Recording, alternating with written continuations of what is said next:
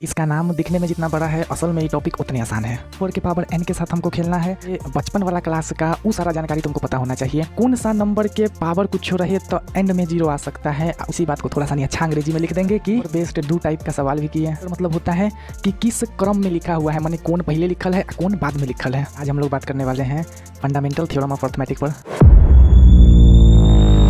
Thumbnail से ये पता चल गया होगा कि आज हम लोग बात करने वाले हैं फंडामेंटल थ्योरम ऑफ अर्थमेटिक पर।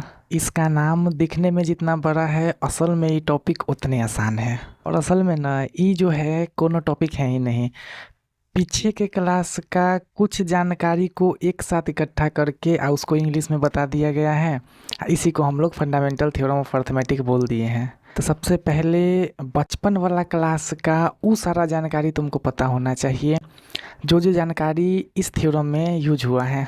और वो जो है ना मेन 3 टॉपिक है। पहला कि प्राइम नंबर क्या होता है, दूसरा का कंपोजिट नंबर क्या होता है, तीसरा प्राइम फैक्टराइजेशन क्या होता है। तो प्राइम नंबर के बारे में हम लोग पहले सीख चुके हैं कि कोई नंबर जिसका सिर्फ 2 फैक्टर हो उसको प्राइम नंबर बोलते थे। फिर उसके बाद कंपोजिट नंबर भी सीखे थे कि कोई नंबर जिसका 2 से ज़्यादा फैक्टर हो। अब प्राइम नंबर वाला में 2 जो फैक्टर होना चाहिए वो 1 होना चाहिए और नंबर खुद होना चाहिए।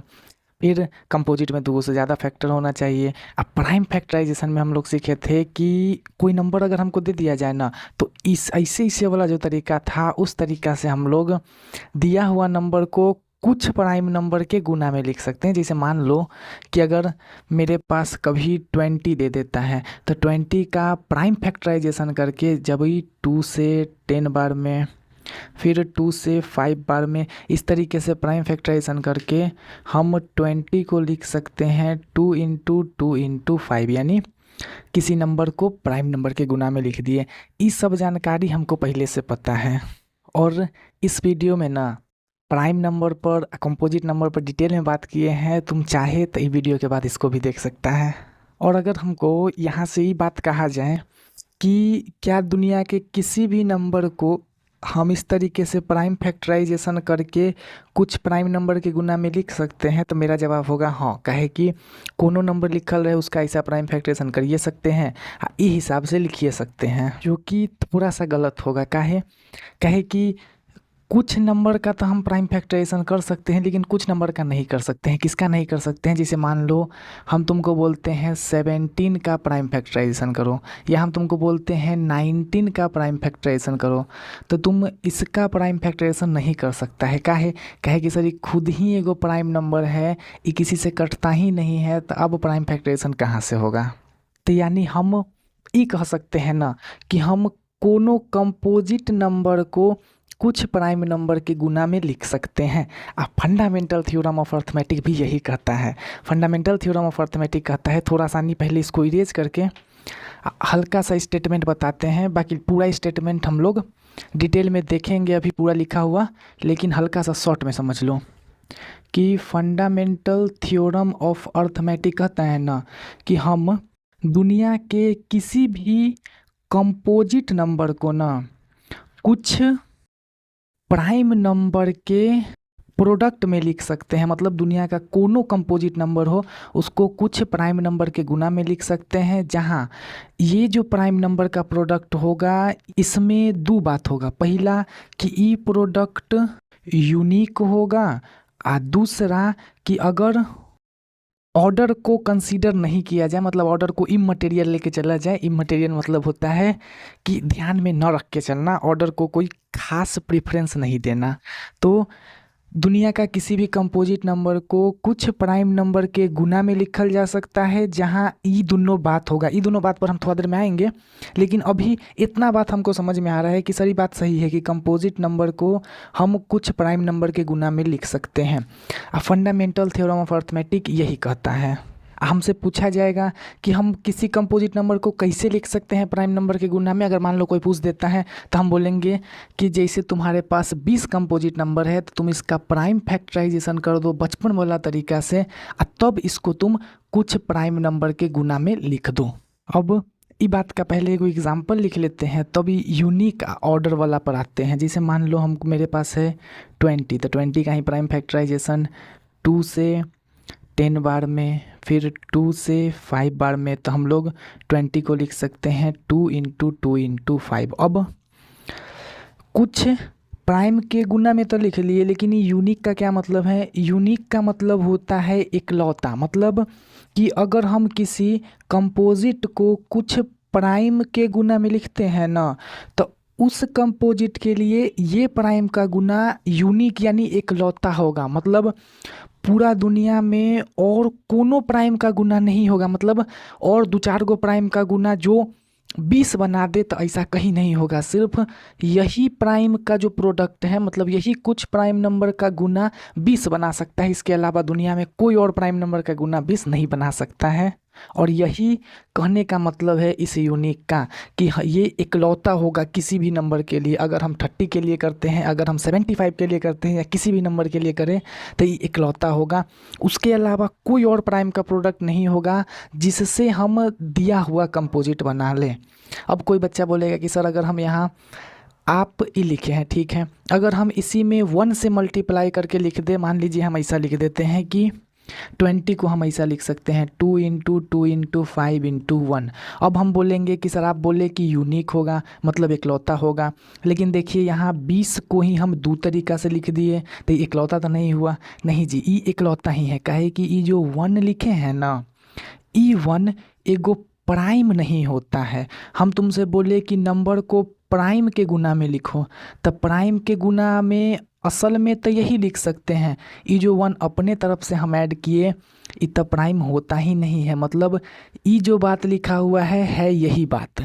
इसलिए हम बोले कि किसी भी नंबर का यूनिक प्राइम फैक्टराइजेशन होता है, मतलब इकलौता होता है। अब जो दूसरा का बात है ना कि ऑर्डर इमटेरियल, इसका क्या मतलब है? तो इसका मतलब है ना कि जब तुम किसी कंपोजिट नंबर को कुछ प्राइम के प्रोडक्ट में लिखो ना, तो यूनिक तभी होगा जब तुम उसका ऑर्डर को कंसीडर नहीं करो। मतलब ऑर्डर मतलब होता है कि किस क्रम में लिखा हुआ है, माने कौन पहले लिखल है कौन बाद में लिखल है। कहे कि कोई बच्चा ऐसा भी तो कह सकता है कि सर आप 20 को ऐसे लिखे हैं ना, हम इसी 20 को ऐसा लिख देते हैं 5 इंटू 2 इंटू 2। अब देखिए कि 20 को लिखने का 2 गो तरीका मिल गया प्राइम नंबर के प्रोडक्ट में, तो ये इकलौता वाला बात तो ख़त्म हो जाएगा, जो कि नहीं होगा। काहे कि हमको ऑर्डर से फ़र्क नहीं पड़ता है कि कौन पहले लिखल है और कौन बाद में लिखल है। अगर इसी में इधर उधर भी कर दिया जाए ना, तब भी बात सेम ही रहेगा। ये नहीं कह सकते हैं कि सर ये चीज़ अलग है, ये चीज़ अलग हो गया। ई मतलब है इस ऑर्डर इमटेरियल का। मतलब इधर उधर भी करके लिख देता, आप ई नहीं कहिएगा कि ई चीज़ दूसरा है और ये चीज़ दूसरा है। और ये पूरा कहानी है फंडामेंटल थ्योरम ऑफ अर्थमेटिक का। अब थोड़ा सा नहीं इसी का किताब वाला अंग्रेजी लिख लेते हैं, उसके बाद इस पर बेस्ड ना 1-2 टाइप का सवाल होता है, उसको करेंगे। पहले जल्दी से अंग्रेजी लिख के एक बार जल्दी से रिवाइज कर लेते हैं फिर से कि क्या कहानी पढ़े हैं पूरा।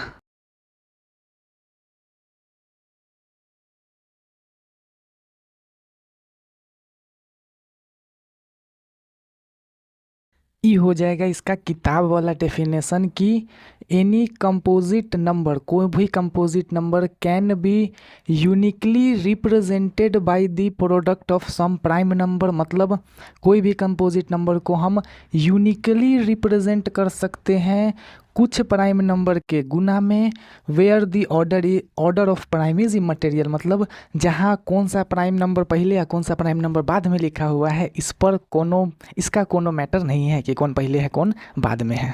इसी का हल्का सा एगो एग्जाम्पल हो जाएगा कि एगो कंपोजिट नंबर 60 के लिए हम इस तरीके से कुछ प्राइम नंबर के गुना में लिख सकते हैं। और असल में सिर्फ प्राइम फैक्टराइजेशन को ही ये इतना लंबा चौड़ा सा नाम दे के फंडामेंटल थ्योरम ऑफ अर्थमेटिक कर दिया है।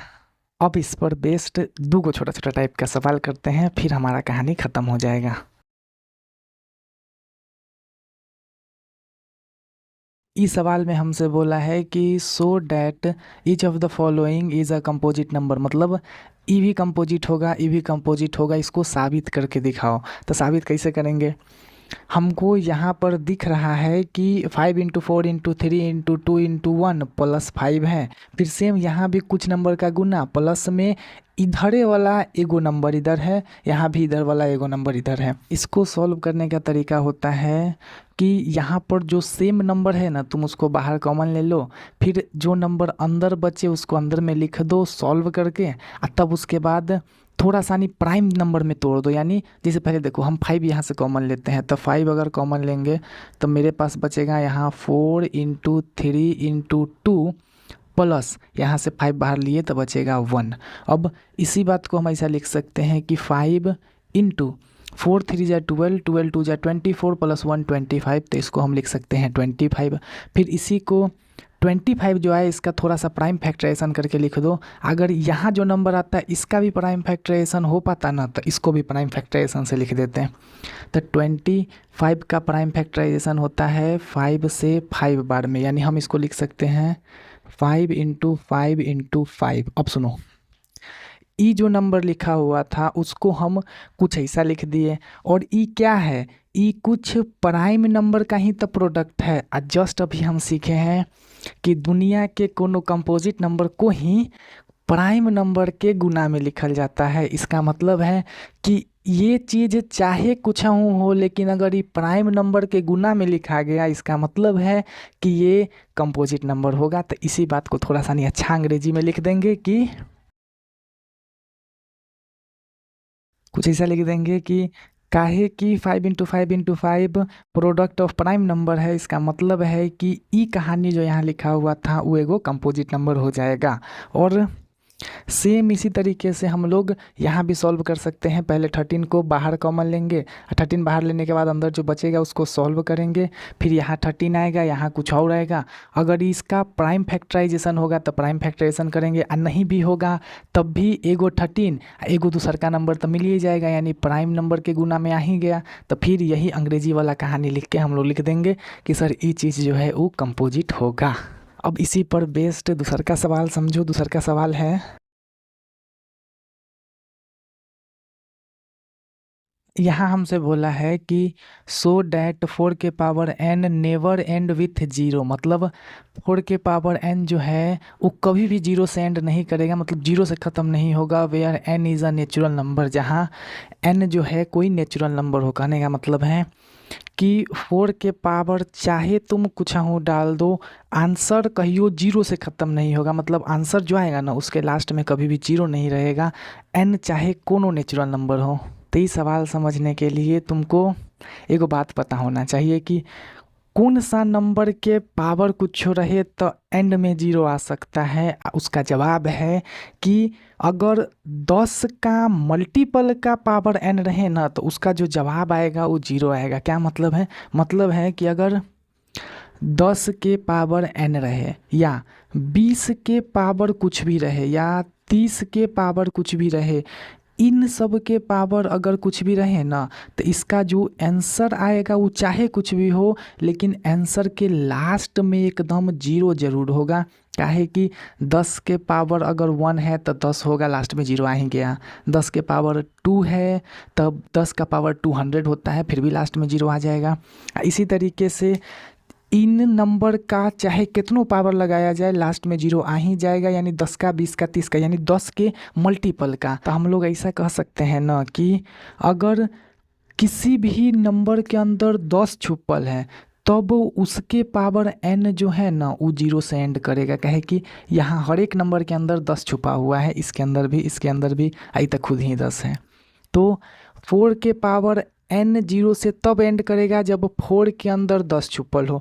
और 10 का क्या मतलब होता है? 10 का मतलब होता है दूगो प्राइम नंबर। कौन कौन सा?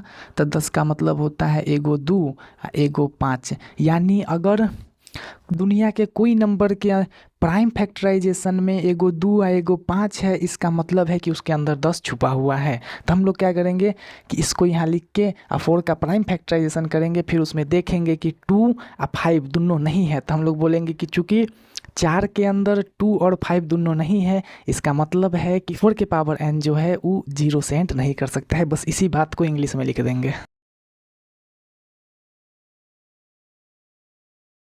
यहाँ हम लिखे हैं कि बी है 4 के पावर n, मतलब 4 के पावर n के साथ हमको खेलना है। 4 का फैक्टराइजेशन किए 2 इंटू 2 आया। फिर हम लिखे कि the prime factorization of 4 does not contain 2 and 5 both, मतलब 4 के प्राइम फैक्टराइजेशन में 2 और 5 दोनों नहीं है। तो इसका मतलब है कि 4 के पावर n जो है नेवर एंड विथ 0, मतलब कभी भी 0 से एंड नहीं करेगा। इस हिसाब से हमारा आज का कहानी ख़त्म होता है। हम लोग फंडामेंटल थ्योरम ऑफ अर्थमेटिक भी समझ लिए और साथ में उस पर बेस्ड 2 टाइप का सवाल भी किए। उम्मीद करते हैं बात थोड़ा बहुत ज़रूर समझ में आया होगा। फिर से मिलते हैं किसी अगले वीडियो में, तब तक के लिए जय हिंद।